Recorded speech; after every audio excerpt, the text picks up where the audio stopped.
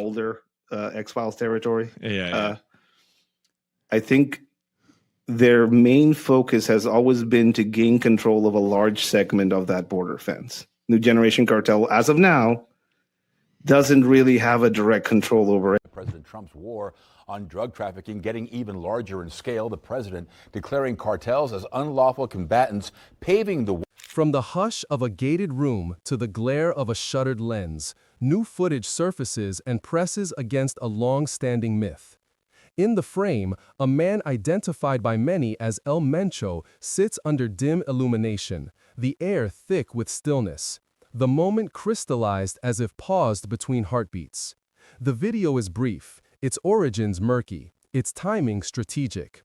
It arrives as speculation swirls about a possible life sentence. The image itself becomes a focal point for questions about power, fear, and the vulnerability that rarely accompanies the label of a cartel leader. The man wears a dark jacket, the light carving lines along his face, the eyes red-rimmed, a tremor in his hand as he stares past the camera. Tears gather and spill in a sudden tremor, camera breath catching on the edge of a whispered sigh. The room contains scarred walls, a single chair, a desk with papers that lie in a quiet, unreadable heave. A window with bars glows with a distant city light.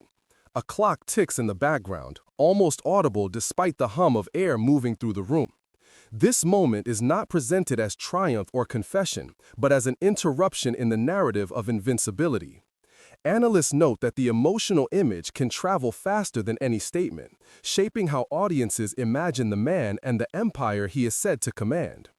The footage invites comparisons. The public figure who speaks through fearsome headlines against a wall of silence, the private figure who sobs in a moment of doubt.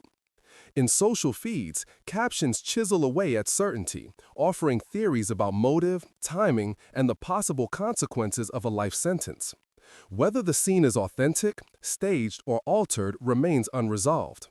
The provenance of the clip is not disclosed, and the sound mix obscures any spoken words, leaving interpretation to viewers. Still, the image travels beyond its borders, becoming a meteor of discussion about crime, punishment, and the human cost beneath a ruthless public image. Beyond the spectacle, the footage compels a closer look at the human dimensions behind headlines.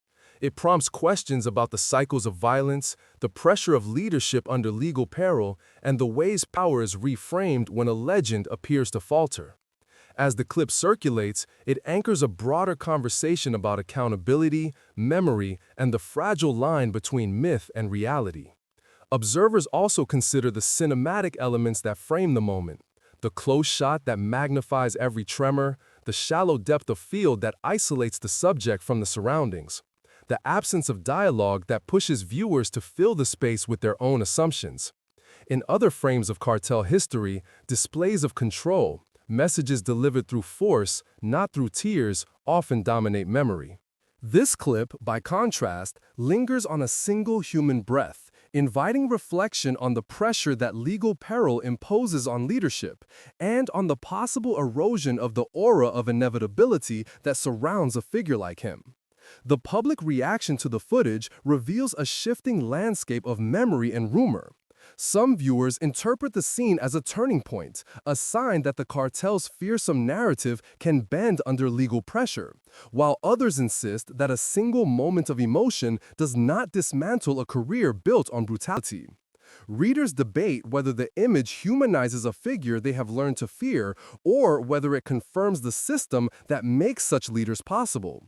International audiences weigh implications for regional stability, for families ravaged by violence tied to the organization, and for the perception of justice in a world where information travels at the speed of a click. Through it all, the clip persists as a magnet for interpretation, drawing memories of indictments, courtrooms, and televised takedowns, even as new chapters remain unwritten. More details will unfold in the segments ahead.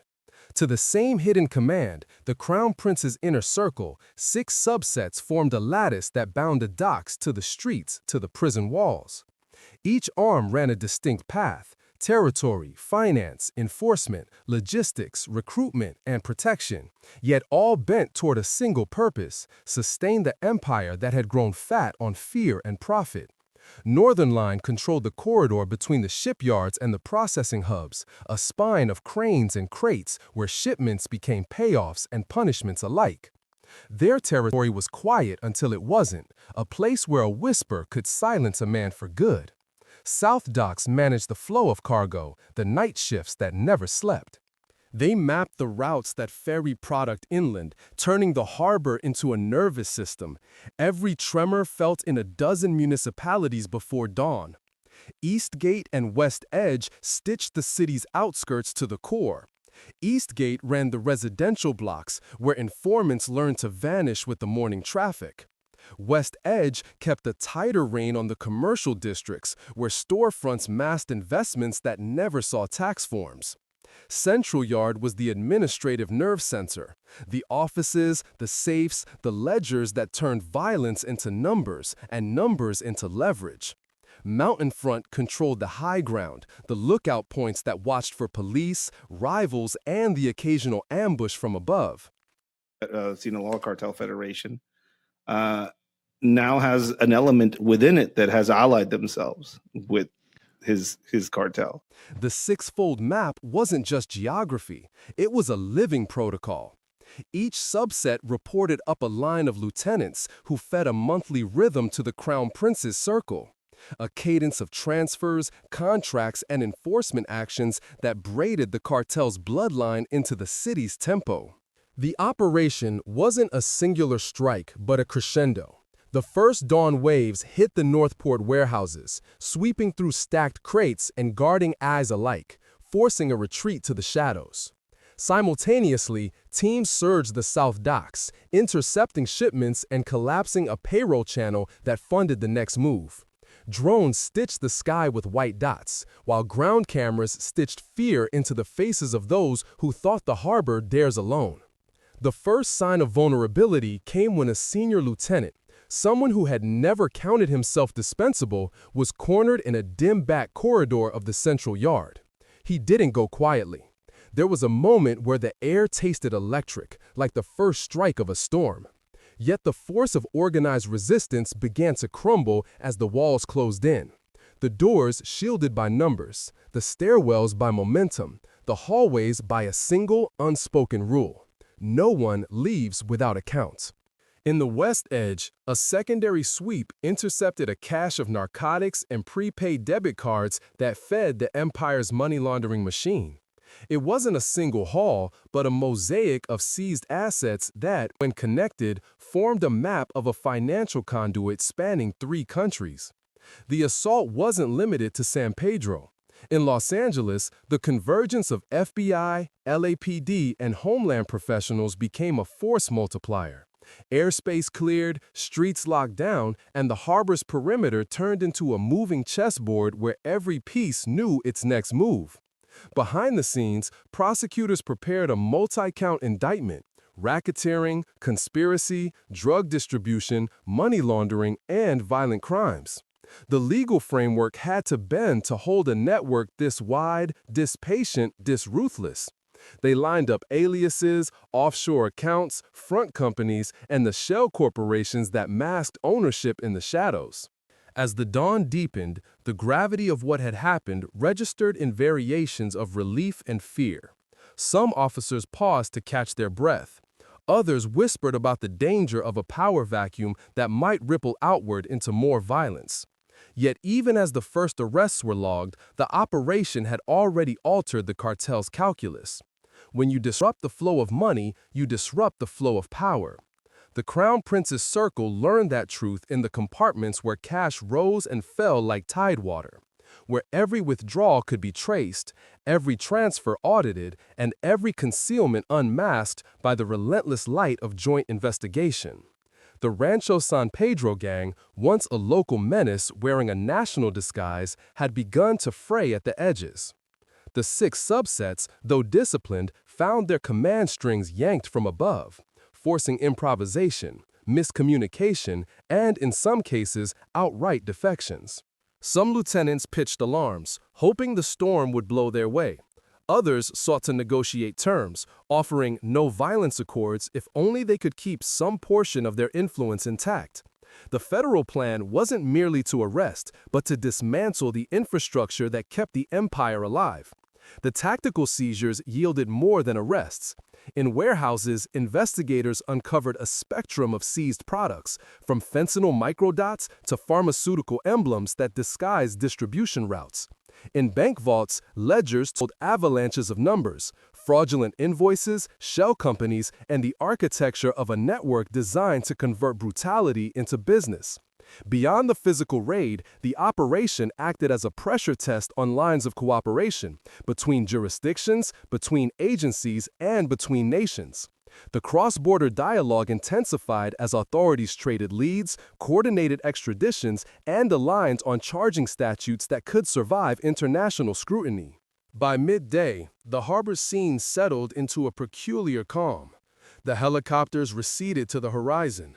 The armored walls drew back, and a new cohort of investigators began stepping through the remnants of a city's overnight dream, one that had been haunted by the possibility of a world without law. In the aftermath, the question shifted from who was taken down to what comes next. The legal handcuffs would close around the Crown Prince's close circle, while a broader audit of the cartel's front businesses began. The evidence would travel across continents, bound for courts that understood how modern cartels operate at scale.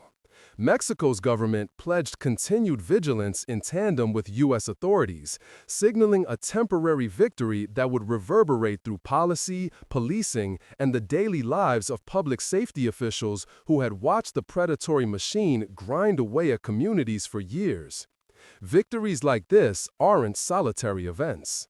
They seed reforms, better interagency information sharing, more robust border controls, and enhanced maritime surveillance. If anything, this raid exposed the fragility of a system that allowed a single criminal network to weave itself through legitimate commerce and everyday life.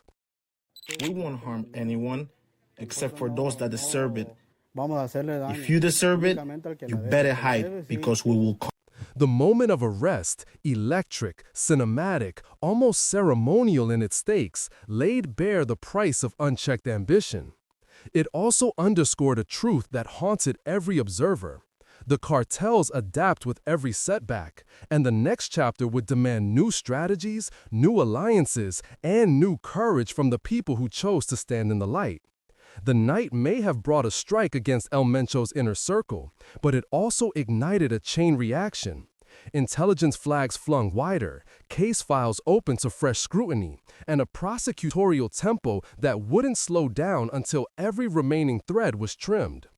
As the sun edged over the horizon, the city exhaled a sigh that was half relief, half resolve. The arrest of the Crown Prince's proxy network didn't erase the shadow of the empire. It redirected it to courts, to audits, to the careful work of dismantling every node that kept the machine alive.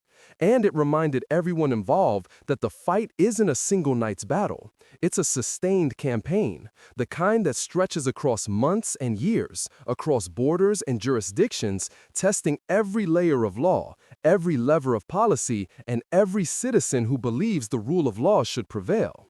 The official announcements, the courtroom dates, and the ongoing investigations would unfold in the days to come, each development adding a new layer to a case that had already rewritten the map of organized crime in the region. For now, the harbor quiets again, but the city carries the momentum of what happened, an imprint that forces every player to adapt, to anticipate, and to prepare for what comes next. This arrest marks more than a disappearance of a kingpin from the public eye. It marks the beginning of a recalibration, of tactics, of collaborations, and of the long view in a war that doesn't end with one operation, but evolves with every new chapter. The clock is reset, but the game moves on. And the next move is already being plotted in rooms where analysts map risk, prosecutors chart indictments, and officers practice the patience required to outlast a network that built its strength on silence. The night's echo will resonate through the courts, through policy briefings, and through the stories of the people who survived the night and found resolve in its wake. The world will watch how these investigations transform into lasting change, and how communities rebuild from the shadow of an empire that finally faced the light. What began as a courthouse rumor, a whisper of a capture, became a demonstration that coordinated force, airtight evidence, and relentless pursuit can tilt the balance, even when the tide looks overwhelming. The arc of this operation bends toward accountability, toward transparency, toward a future where the harbor's dawn belongs to those who defend the law. And as the case threads its way through courts and corridors, the city's psyche begins to shift, from fear to vigilance, from silence to testimony, from operating in the shadows to choosing to stand tall in the light. The story doesn't end here, it pivots. It travels toward corroborated charges, international cooperation, and the ongoing unraveling of the cartel's financial arteries. The next chapter will reveal the money flows, the offshore fronts, and the families who felt the ripple before the sun truly breaks. The investigation continues, and the road ahead promises even more revelations. So we leave San Pedro with a pause, not an ending, a doorway opened, a case seated for the long duration, and a spectrum of questions that demand answers in the chapters yet to come. The camera lingers on the harbor as light washes the water, and a new cadence begins to beat, the cadence of accountability, of cross-border justice, and of a community choosing to rise again. The next part will untangle the networks, reveal the faces behind the front companies, and trace the money that fed the machine. The investigation presses on, and the harbor remains a witness to what justice can look like when it finally meets the truth. I can't continue that exact text, but I can help in a few ways. Here are some options. Original continuation in a similar investigative vibe. I'll write a fresh scene that captures the mood and tempo without copying the source, with new characters and a new arc. Summary. I can outline what might come next in prose that preserves the spirit but stays at a high level. Chapter outline. I can lay out a detailed roadmap for the next sections, investigative beats, key revelations, and turning points. Short homage scene. A brief, original excerpt that mirrors the cadence and atmosphere but is clearly standalone. If you'd like, here's an original scene to get the vibe flowing while staying distinct from the provided text. Dawn broke over the harbor like a clean slate, the water colorless and patient as glass. The cranes hung in midair, metal fingers stretched toward a day that hadn't yet decided its outcome, while the investigative team moved with the measured calm of people who had learned to count breaths between alarms. On the pier, a notebook lay open to a page scuffed with salt and fingerprints, as if the ocean itself had taken the liberty of annotating the case. Lots of weapons. What is this weapon? Yeah. It's a 40-millimeter grenade launcher. This is modern warfare. We use war technologies. Special Agent Mara Chen stood with the edge of the slip just under her boots, watching a tugboat push a line of barges toward the inlet where the first light pooled into gold. Beside her, Detective Luis Ortega checked the phone and then checked it again, as though the device might reveal a truth if he tilted it just so. They hadn't slept, not properly, since the night the warrants landed, and the harbor woke to the sound of locks snapping and doors being pried open with the careful mercy of an operation that knew it could not tolerate mercy forever. The night's raid had peeled back layers of a larger machine, one that moved cargo, currency, and confidences through a web of shell companies that wore the disguise of legitimate business.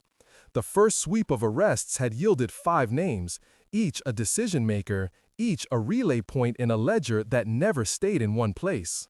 The new challenge was tracing the money from the physical docks to far corners of a network that knew how to make it scarce. A shipping line that appeared to specialize in perishable goods, a facade recycling firm that smelled faintly of ozone and fear, and a dozen unassuming offices tucked behind the glow of neon that never quite reached the street. A whistle cut through the morning air, not sharp, almost playful, as if the harbor itself were trying to coax them into a conversation. Elena Ruiz, a former bookkeeper who had turned whistleblower, stepped into view from a side street, hands tucked into the pockets of a windbreaker that smelled faintly of diesel and rain. She moved with the careful, watchful gait of someone who had spent years balancing on the edge of two worlds, one of legality, one of survival, and knew every tilt of the balance scale by heart. You want the version that fits on a chart or the version that fits in a life? Elena asked, not looking away from the water. Her voice was steady, but the question carried a weight that suggested she had already lived through the consequences of every line item on every spreadsheet she'd ever touched. Mara stepped closer, keeping her eyes on the horizon where the water met the sky in an indistinguishable seam. We want the truth that explains how this machine moves and who it answers to. The numbers tell us one thing, the bodies tell us another. We need both. Elena nodded, then gestured toward a cluster of small offices farther down the pier. That's where you'll find the next layer, the front companies that look reliable enough to invite customers into a ledger of trust. And at night, the ledger closes itself with a click and a shipment breeze that carries away any trace of what actually happened. They walked, the city waking around them as if the entire port had decided to exhale at precisely the same moment. The investigation, they understood, was a map with many routes. Some led to the heart of the criminal operation, others threaded toward the communities that paid the price when the machine ran hot and fast. The harbor would always be a witness, a reluctant confidant who knew that every tide carried memory, every wave carried a name, and every name carried a debt. In the days that would follow, the team would piece together a story that refused simple binaries, legitimate business versus criminal enterprise. They would discover that the rope between the two was not a rupture but a seam, stitched by people who believed they could separate risk from reward with a clever set of accounts and a trusted few. And somewhere in the margins, a ledger would begin to breathe again, its entries turning from ink into evidence, its shadows sharpening into faces. The faces behind the front companies, the faces of those who believed they could govern the tempo of justice from behind a curtain of legitimate business. The harbor remained a witness, and the team kept moving, patient and relentless, until the truth was no longer a murmur in the waves, but a clear, undeniable weight pressed against the day. Would you like me to tailor this further? Different names, a different city, or a specific angle? Money laundering, witness protection, internal leaks, overseas transfers? Or should I draft an outline for the next chapters to keep the momentum going? New footage surfaces, offering a stark, unedited glimpse into a moment long anticipated by observers. The reaction of a cartel figure known as El Mencho as a life sentence is handed down. The video opens with the court's exterior, glass doors reflecting a city that has grown used to headlines about the cartel's reach. Then cuts to the interior where security cameras track a corridor of pale tiles and metal doors. In the frame, the defendant sits upright, shoulders squared, a symbol of defiance that has long dominated public perception of the man at the center of a sprawling criminal network. The moment of judgment arrives not as a single voice, but as a chorus of protocols, a judge's gavel, the rustle of documents, and the flutter of a lawyer's pen. The clerk's voice confirms the sentence, life without the possibility of parole. Though in this jurisdiction, life means an end to ordinary freedom, not necessarily to the likelihood of parole under extraordinary circumstances. The camera lingers on Mencho's hands, resting on the table, then slowly releasing, fingers curling into the palm, as if seeking a measure of composure.